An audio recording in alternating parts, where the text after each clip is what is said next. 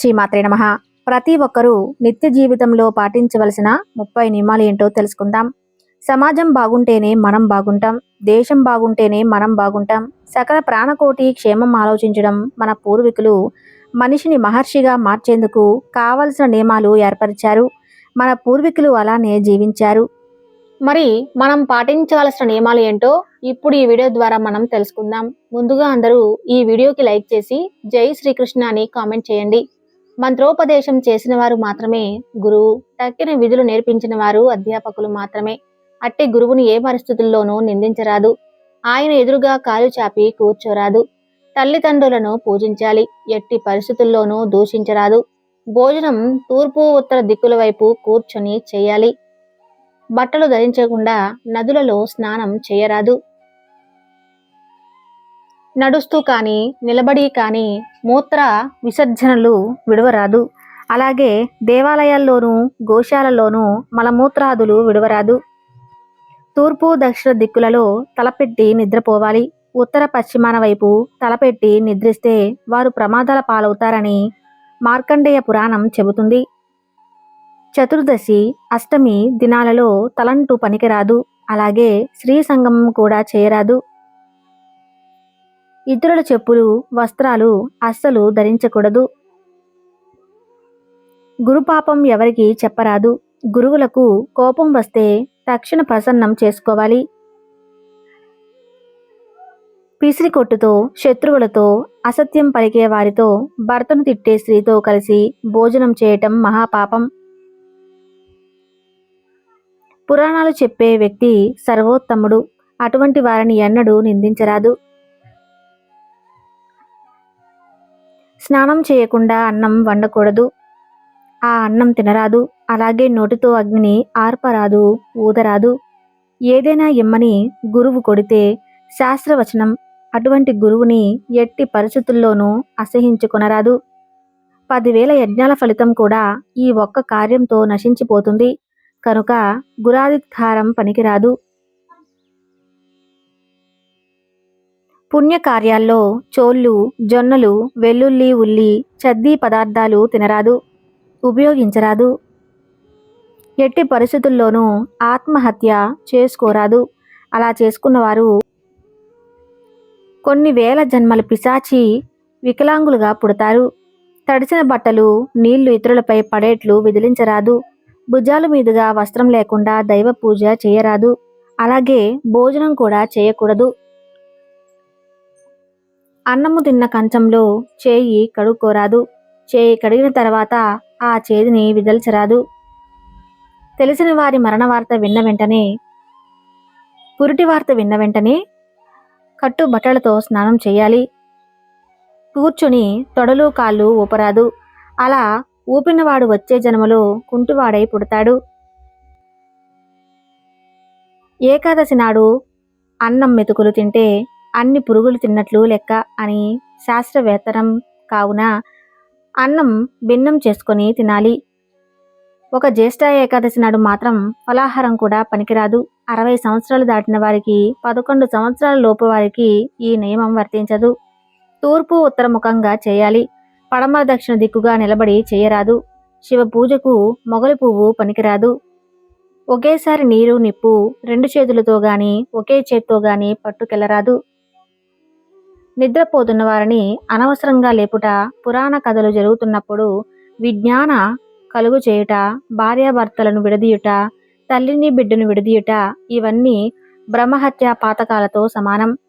చిన్నపిల్లల్ని చూడ్డానికి వెళ్ళేటప్పుడు, అనారోగ్యవంతుల దగ్గరికి వెళ్ళేటప్పుడు, గుడికి వెళ్ళేటప్పుడు, గురు దర్శనానికి వెళ్ళేటప్పుడు, పురాణం వినడానికి వెళ్ళేటప్పుడు ఒట్టి చేతులతో వెళ్ళరాదు. ఏదో ఒకటి సమర్పించుకోవాలి. ఎంగిలి నోటితో గురువుతో మాట్లాడరాదు. ఎంగిలి చేత్తో ఏ పదార్థాన్ని చూపించరాదు. పురాణాలు దానం చేస్తే గొప్ప విద్యావేత్తలు అవుతారు. గొడుగు చెప్పులు కలిపి కానీ గోవును దానం చేస్తే భయంకర యమమార్గం సులభంగా దాటగలరు. సువర్ణ దానం చేసేవారు ఐశ్వర్యవంతులు ఇళ్లల్లో పుడతారు. ఒకరి బట్టలు మరొకరు కట్టరాదు. ఒకరు తీసివేసిన జందెం మరొకరు ధరించరాదు. వ్యసనపరులతో మూర్ఖులతో వాదోపవాదాలు చేయరాదు.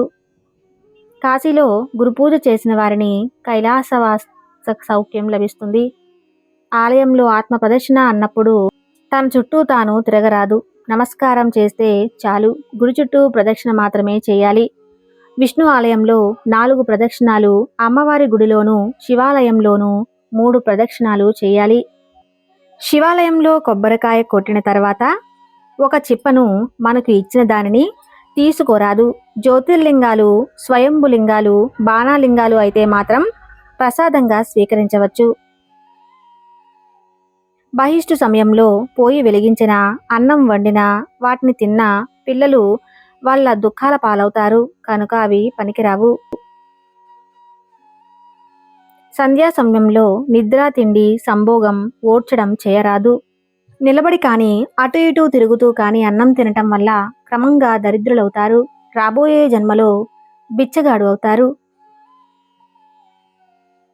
ఆదివారం, శుక్రవారం, మంగళవారం తులసి ఆకులను కోయరాదు. చీటికి మాటికి ప్రతిజ్ఞలు చేయుట, ఒట్టు పెట్టుట దోషం. నోట్లో వేలు పెట్టుకునుట, గోర్లు కొరుకుట వంటివి చేయరాదు. గురువు ద్వారా మంత్రోపదేశం పొందనివాడు ఎప్పటికీ తరించలేడు కనుక ఉపదేశం పొంది తీరాలి. చీకటి పడ్డాక పువ్వులు, ఆకులు చెట్ల నుంచి తుంచరాదు. దేవాలయ ప్రాంగణంలో ఉమ్మడం, పొగ త్రాగటం 2 నిషిద్ధాలే. గురువులకు, అర్చకులకు, పౌరాణికులకు సరిగ్గా పారితోషం ఇవ్వక వారికి రుణపడేవారు 100 జన్మల కుక్కలుగా చండాలుడుగా పుట్టి కష్ట నష్టాలు పాలవుతాడు. ఇంట్లో విగ్రహాలు ఉంటే ఏమీ ప్రమాదం లేదు. పరలోక అపకారం కోరి పూజ చేసేవారికి మాత్రమే ఈ నియమాలు. తక్కిన వారికి పూజా విషయంలో పెద్ద పెద్ద నియమాలు ఏమీ లేవు. తీర్థం తీసుకున్నాక ఆ చేతిని కడుక్కోవాలి తప్ప ఎలా చేసిన తలపై రాసుకోనరాదు. నిద్ర నుండి లేవగానే ముందుగా అరచేతులను దర్శించి వామన నమస్కారం చేయాలి. పాచిముఖంతో అద్దం చూసుకొనరాదు. ఉపవాసం ఉన్నప్పుడు, జాగరణ చేసినప్పుడు పరుల దోషాలు తలుచుకోరాదు. శివాలయంలో నందికి దగ్గరగా దీపారాధన చేయరాదు. కొంచెం దూరంగా ఉంచాలి. తల వెంట్రుకలతో కూడిన అన్నం పండితులకు, గురువులకు పెట్టకూడదు. సాధ్యమైనంత జాగ్రత్తగా వహించాలి. పొరపాటున అన్నంలో వెంట్రుకలు వస్తే ఆ అన్నం తీసివేసి మళ్ళా వడ్డించి నెయ్యి వేయాలి. అన్నం తింటున్న వారిని తిట్టరాదు. అలాగే దెప్పి పొడవరాదు. స్నానం చేశాక శరీరం తుడుచుకొని తడి పొడి తువ్వాలు కట్టుకొని పూజ చేయరాదు. పూజా మందిరంలో ప్రవేశించరాదు. పూర్తిగా తుండును తడిపి మీరు పిండి మాత్రమే కట్టుకోవాలి లేదా వేరే శుభ్రమైన వస్త్రాలు పూజకు ధరించాలి. తరచుగా కాలినడకన పుణ్యక్షేత్రాలు దర్శిస్తే మంచి జన్మలో కలుగుతాయి. దీనిని కాయిక తపస్సు అంటారు. భోజనం చేసిన వస్త్రాలు ఉతికి ఆరకుండా వాటితో దైవ పూజ చేయరాదు. శవాన్ని శ్మశానం దాకా మోసిన, శవాన్ని ఇంటి దగ్గర ఉండటానికి అనుమతి ఇచ్చిన నరకానికి పోకుండా స్వర్గానికి పోతారు. గృహప్రవేశ కాలంలో గాని, ఏడాదిలోపు గాని ఆ ఇంట మణిద్వీప పారాయణం చేయటం చాలా మంచిది. ఇది వాస్తు దోషాలను హరించి వేస్తుంది. పుట్టినరోజు నాడు దీపాలు కానీ, కొవ్వొత్తులు కానీ అర్పరాదు. నోటితో అగ్ని ఊదుట ఘోర పాపం. అటువంటి వారు గ్రహణంపు మొర్రితో మళ్లీ జన్మనెత్తి దుఃఖాలు పొందుతారు. శుక్రవారం, శనివారం వంటి వార నియమాలు పెట్టుకున్నవారు హోటళ్లలో టిఫిన్లు తినట గాని, అల్పాహారంలో ఉల్లి వాడటం ఇది ప్రయాణం మధ్యలో ఉన్నవారికి వర్తించదు. చీటికి మాటికి యజ్ఞోపవేతం తీసి పక్కన పెట్టడం కానీ, తాళి తీసేస్తూ ఉండటం 2 భయంకర దోషాలే. విజయదశమి, శివరాత్రి దినాలలో మాంసాహారం, ఉల్లి ఈ 2 అస్సలు పనికిరావు. దీపాలు పెట్టిన తన దువ్వు కోరాదు. ఇలా చేసిన స్త్రీకి 100 జన్మలలో వైధవ్యం కానీ, అసలు పెళ్లి జరగకపోవటం వంటివి జరుగుతాయి. దీపారాధనకు ఒక కుంది మాత్రమే వాడినప్పుడు అందులో 3 వత్తులు వేయాలి. మాడిన అన్నం, అడుగంటిన పాయసం, కంపు వచ్చే నెయ్యి ఇటువంటివి నైవేద్యానికి పనికిరావు. కొబ్బరికాయ కొట్టాక వెనుక వైపు పీచు తీయాలనే నియమం కూడా తప్పనిసరి ఏమీ కాదు.